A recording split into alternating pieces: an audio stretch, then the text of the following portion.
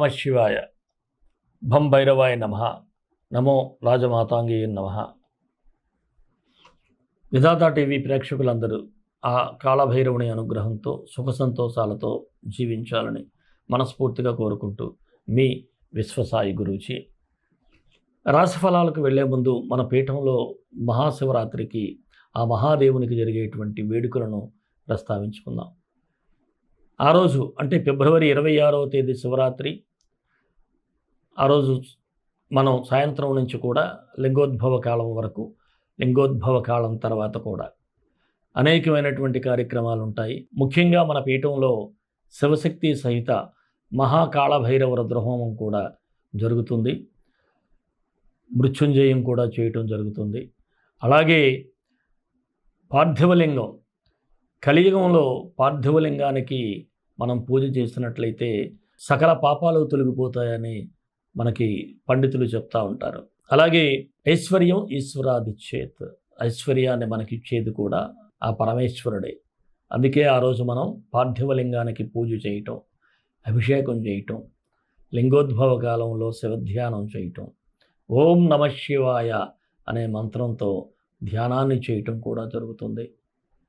ఇటువంటి అద్భుతమైనటువంటి ఈ కార్యక్రమంలో మీరు పాల్గొన్నట్లయితే మీకున్న సకల దోషాలు తొలగి మీరు అనుకున్నటువంటి ఏదైతే మీ మనసులో కోరికలు ఉంటాయో అవన్నీ సిద్ధించేటువంటి అవకాశాలు చాలా ఎక్కువగా ఉంటాయి.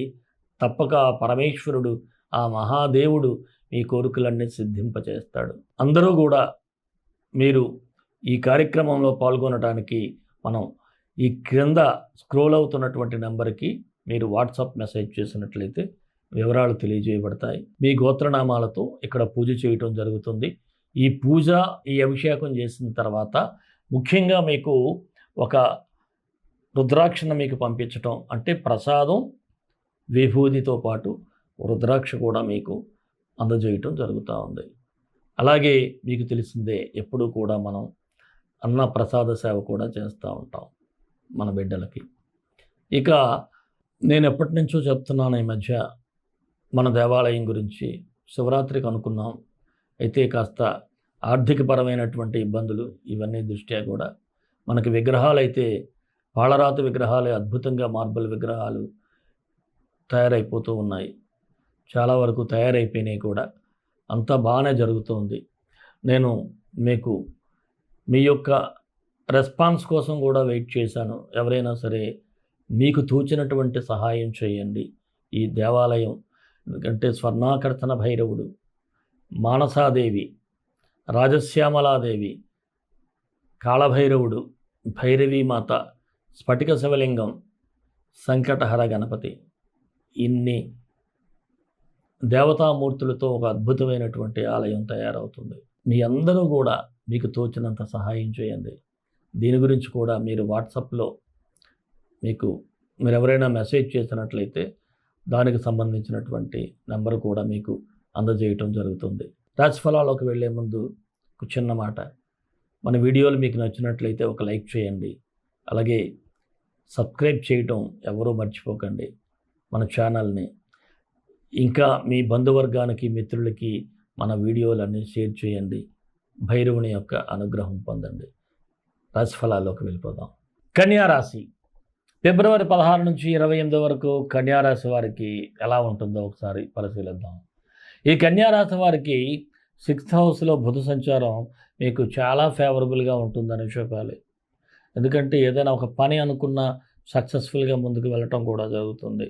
అలాగే మీకు ఒక ఎక్స్పీరియన్స్డ్ పర్సన్స్, అంటే అనుభవజ్ఞులు ఎవరైనా సలహా ఇచ్చినా అది మీకు అద్భుతంగా రాణిస్తుంది. మీకు ఆ సలహా ప్రయోజనకారిగా కూడా ఉంటుంది. అయితే ఇక్కడ ఒక విషయం చెప్పాలండి, ఎవరైనా మీకు ఏదైనా చెప్పినా ఆ సెల్ఫ్ రెస్పెక్ట్ ఉందే, దాన్ని వదులుకోవడానికి ఇష్టపడరు. మీరు ఏదైనా మిస్టేక్ చేశారనుకోండి, దాన్ని సవరించేటప్పుడు కాస్త సెల్ఫ్ రెస్పెక్ట్ దెబ్బతింటుందేమో అనేటువంటి ఇగో మిమ్మల్ని ఇబ్బంది పెడుతుంది.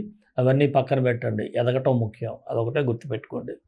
అలాగే సమాజంలో పలుకుబడగలిగినటువంటి వ్యక్తులతో కాస్త పరిచయాలు ఏర్పడతాయి. ఇంకా ఇంట్లో ఏదైనా శుభకార్యం చేయటానికి ప్రయత్నాలు చేయటం, గతంలో ఏదైనా కుటుంబ సభ్యులతో వివాదాలంటే ఈ శుభకార్యాలు చేసేవారు ఏం చేస్తారంటే వారితో కాస్త ఒక మెట్టు దిగి మాట్లాడటం, వారితో మళ్ళీ పునఃపరిచయంతో మరలా వారిని దగ్గరికి తీసుకోవటం కూడా జరుగుతుంది. అలాగే మీ తల్లిదండ్రుల వైపు నుంచి బంధువులు మాత్రం మీకు సహాయ సహకారాలు అందిస్తారు. అయితే కొన్ని సందర్భాల్లో చేయని తప్పుకు శిక్ష అనుభవించాల్సి వస్తుంది.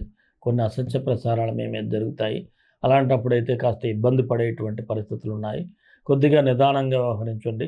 అలాగే బ్యాంకు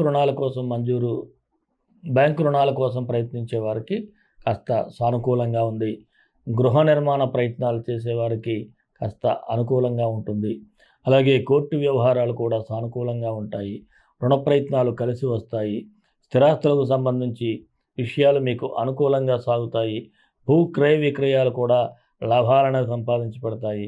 విదేశాలు వెళ్ళాలి అనుకునే వారికి మీ ప్రయత్నాలు ఫలించటం, వివాహ ప్రయత్నాలు కూడా కాస్త కదలిక అనేది ఏర్పడటం, నిరుద్యోగులు మాత్రం అవకాశాలు వచ్చిన వాటి విషయంలో కాస్త కన్ఫ్యూజన్ అనేది ఉంటుంది. కొద్దిగా జాగ్రత్తగా ఉంటే సరిపోతుంది. రాజకీయ నాయకులకి బాగుంటుంది. ప్రజాక్షేత్రంలో అనుకూలంగా ఉంది. ఉద్యోగస్తులకు కూడా అనుకూలంగా ఉంది. వృత్తిలో కాస్త ఫోకస్ అవుతారు. అలాగే స్ట్రెస్ కూడా తగ్గేటువంటి సూచనలు ఉంది. అలాగే ఎప్పటి నుంచి ఎదురు చూస్తున్నటువంటి ప్రమోషన్స్ కూడా అవకాశం ఉంది. కాస్త కదిపే ప్రయత్నమైనా చేయండి. ఇక వృత్తి వ్యాపారస్తులకైతే లాభాలు కూడా రాబోతున్నాయి. గతంలో డల్గా ఉన్నటువంటి మీ వ్యాపార సంస్థలు కూడా పుంజుకునేటువంటి అవకాశాలు ఉన్నాయి. ఇక నూతన పెట్టుబడులకు కూడా సానుకూలంగా ఉంది. మీరు వ్యక్తిగతమైన జాతకాన్ని కూడా ఇక్కడ చూపించుకోవాలి. ఇక భాగస్వామ్య వ్యాపారస్తులకు కూడా నూతన ఒప్పందాలు సానుకూలంగా ఉంటాయి.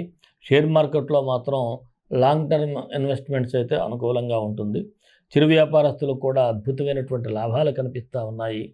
అలాగే కళారంగం వారికి అయితే అవకాశాల కోసం గట్టి ప్రయత్నాలే చేయాలి. మరి విద్యార్థులకు అనుకూలంగా ఉంది. చదువు పట్ల ఆసక్తి ఉంటుంది. పోటీ పరీక్షల్లో ఆశించిన విజయాలు సాధిస్తారు. ఆరోగ్యపరంగా చూసినట్లయితే కాస్త నిదానంగా వ్యవహరించాలి. ఎముకలు బ్లడ్కి సంబంధించినటువంటి ప్రాబ్లమ్స్ కనిపిస్తూ ఉన్నాయి. ప్రేమికులకైతే అనుకూలంగా ఉంది. అలాగే ఈ రాశివారికి 16, 20, 27 తేదీలు మంచి లక్కీ డేట్స్గానే చెప్పాలి. 18, 28, 27 తేదీలు కాస్త నిదానంగా వ్యవహరించాలి. మరి ఈ కన్యారాశి వారికి మరిన్ని మంచి ఫలితాల కోసం విశ్వగురు సక్సెస్ మంత్రాలు పఠించండి, విజయాలు సాధించండి. ఈ రాశి వారికి శుక్రగ్రహానికి అంటే శుక్ర గాయత్రి మంత్రం చేస్తే సరిపోతుంది. భార్గవాయ విద్మహే దానవార్చితాయ ధీమహి తన్నో శుక్ర ప్రచోదయాత్. భార్గవాయ విద్మహే దానవార్చితాయ ధీమహి తన్నో శుక్ర ప్రచోదయాత్. ఈ మంత్రాన్ని కూడా చదువుకుంటే మంచి రిజల్ట్స్ ఉంటాయి. శివరాత్రికి ఆ పరమేశ్వరుని ధ్యానం చేయండి. మరి మన ఇష్టదైవం కాళభైరవుడు, కాళభైరవ గాయత్రి. కాళాయ విద్మహే కాళాతీతాయ ధీమహి తన్నో కాళభైరవ ప్రచోదయాత్. సర్వే జనా సుఖినో భవంతు, లోకా సమస్తా సుఖినో భవంతు. దేశం కోసం, ధర్మం కోసం, భారతీయ సంస్కృతి విలువల కోసం పాటుపడదాం. స్వస్తి.